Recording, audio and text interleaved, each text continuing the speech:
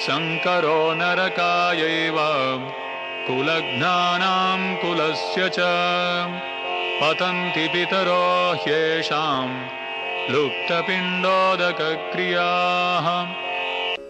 अवांछित संतानों की वृद्धि से निश्चय ही परिवार के लिए तथा पारिवारिक परंपरा को विनष्ट करने वालों के लिए नारकीय जीवन उत्पन्न होता है। ऐसे पतित कुलों के पुरखे गिर जाते हैं क्योंकि उन्हें जल तथा पिंडदान देने की क्रियाएं समाप्त हो जाती हैं। इस श्लोक में अर्जुन कह रहा है कि जब वर्ण संकर प्रजा की उत्पत्ति और वृद्धि होती है तो उसका परिणाम क्या आता है, और युद्ध करने से परिवार में एक नुकसान होता है। कौन सा नुकसान?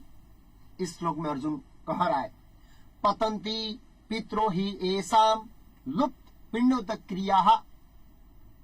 पतंती कुलों में पितरों के लिए पिंडोदक क्रिया का लोप हो जाता है, जिससे उनके पितर गिर जाते हैं। कहां गिर जाते हैं? इस श्लोक में कहा है, नरकाय कुल धनानाम कुलस्य स। संपूर्ण कुल को और कुल धातियों को नरक की प्राप्ति होती है, नरक में गिरते हैं। क्यों गिरते हैं? क्योंकि उन्हें जल तथा पिंडदान देने की क्रियाएं समाप्त हो जाती है।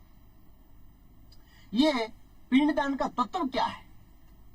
इस पिंडदान की क्रिया में पितरों को समय समय पर जल और भोजन अर्पण करना होता है।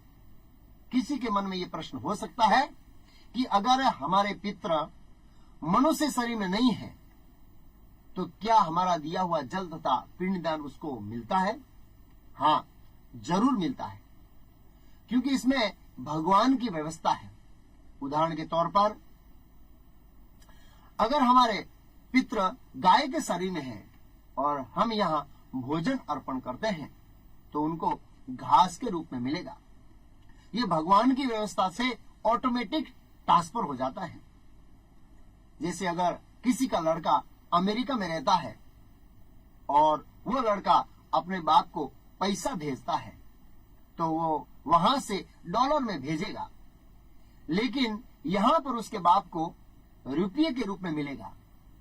ऐसे ही हमारे पितृ जिस शरीर में होते हैं उस शरीर के अनुरूप उनका पिंडदान ट्रांसफर हो जाता है। ये कर्मकांड सिस्टम में कहा जाता है। इस पिंडदान विधि का आधार अथवा किसके अनुसार यह विधि की जाती है? यह विधि वेदों के कर्मकांड विभाग के विधि विधानों के अनुसार की जाती है। इस पिंडदान विधि को करने का सही तरीका क्या है? इस पिंडदान क्रिया को विष्णु पूजा द्वारा किया जाता है और विष्णु का अर्पित भोजन प्रसाद पितरों को दिया जाता है, क्योंकि विष्णु को अर्पित भोजन उच्छिष्ट भाग प्रसाद के खाने से सारे पाप कर्मों से उद्धार हो जाता है। इसलिए विष्णु द्वारा श्राद्ध पिंडदान करने का सही तरीका है। श्राद्ध तथा पिंडदान के बारे में कूर्म पुराण में कहा है, श्राद्ध दिने अपि प्रांगणम भगवत अर्पयेता तस्सेन कुर्वन्ति श्राद्धम भागवतो नरः। अर्थात इस श्लोक में स्पष्ट कहा है, श्राद्ध दिने अपि, श्राद्ध के दिन, प्रांगणम अनम अथवा भोजन को भगवत अर्पयेता, सर्वप्रथम भगवान विष्णु को अर्पण करना चाहिए। तत्पश्चात तत्शेषेण कुर्वति श्राद्ध, उसके बाद शेष अंश से श्राद्ध का अनुष्ठान करना चाहिए। अगर श्राद्ध विष्णु पूजा और विष्णु को भोजन अर्पण किए बिना करते हैं तो उसको पाप लगता है। ऐसा विष्णु धर्मोत्तर पुराण में कहा है, भक्ष्ये भोजयस यतः किंचिद निवेधाय भोक्तरी न देयम पितृदेवे भयः प्रयाश्चितो भवेत्। सर्वप्रथम भगवान हरि को आहार अर्पण किए बिना हम पितरों को आहार देते हैं तो उसका हमको प्रयासित करना होगा। इसलिए पहले विष्णु को अर्पण करना चाहिए।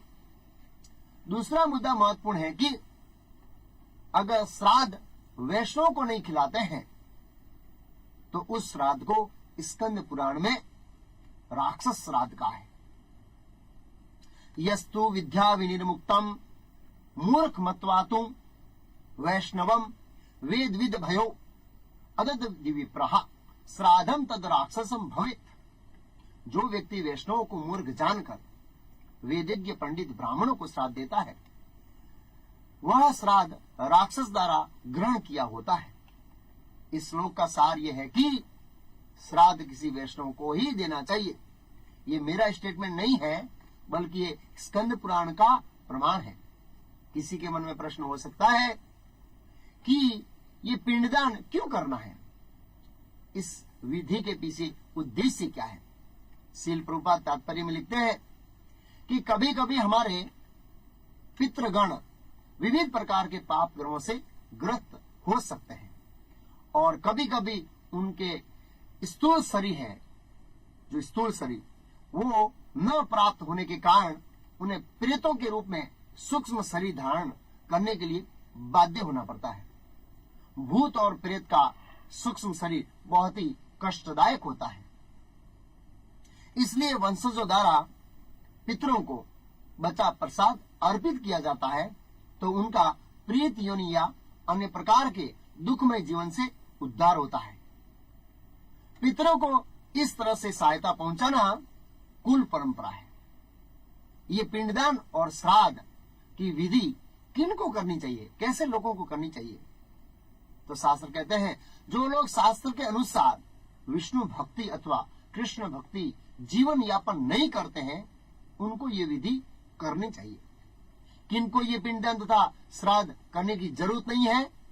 जो लोग शास्त्र के अनुसार विष्णु भक्ति अथवा कृष्ण भक्ति में जीवन यापन करते हैं, उनको ये विधि करने की जरूरत नहीं है, क्योंकि कृष्ण भक्तों को कर्मकांड के अंतर्गत ये पिंडदान तथा श्राद्ध करने की जरूरत नहीं है, क्योंकि केवल कृष्ण भक्ति करने से मनुष्य सैकड़ों क्या हजारों पितरों को ऐसे संकट से उबार सकता है।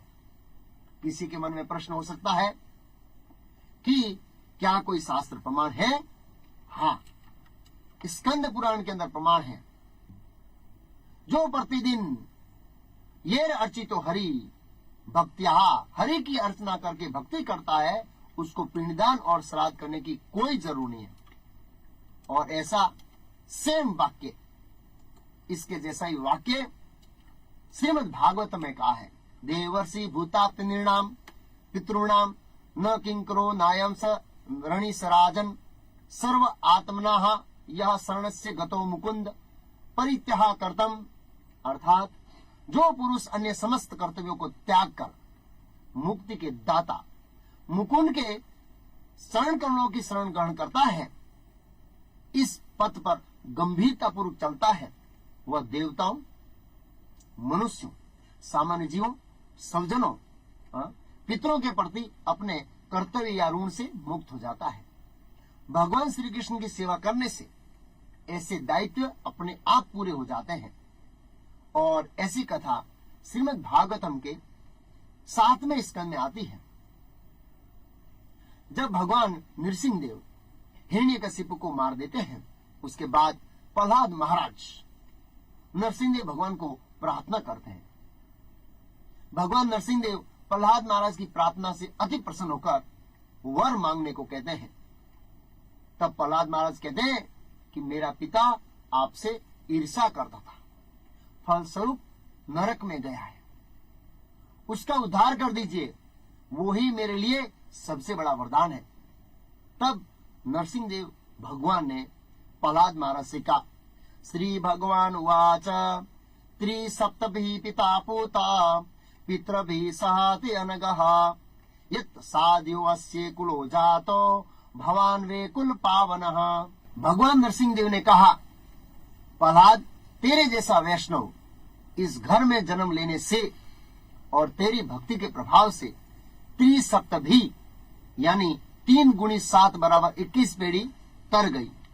पिता पूत पितृ भी सहा, तेरे पिता और पितरों सहित 21 पीढ़ी का उद्धार हो गया। तो हमको सोचना है कि श्राद्ध करके एक पितृ को तारना है अथवा उद्धार करना है, या भक्ति करके 21 पीढ़ी को तारना है। इस आधुनिक युग में श्राद्ध की विधि इतनी सही नहीं है, इसलिए एक पितृ के उद्धार होने की संभावना भी बहुत कम है।